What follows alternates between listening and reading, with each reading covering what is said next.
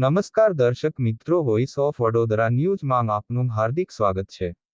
વડોદરા શહેરના ખાનકાહે હેલે સુન્નત જુમ્મા મસ્જિદવાળા બાવા દ્વારા નીચાણવાળા વિસ્તારોમાં પાણીમાં ફસાયેલા લોકોને ફૂડ પેકેટ તેમજ પીવાના પાણી પહોંચાડવાની કામગીરી કરવામાં આવી। રિપોર્ટ રફીક સૈયદ, વડોદરા।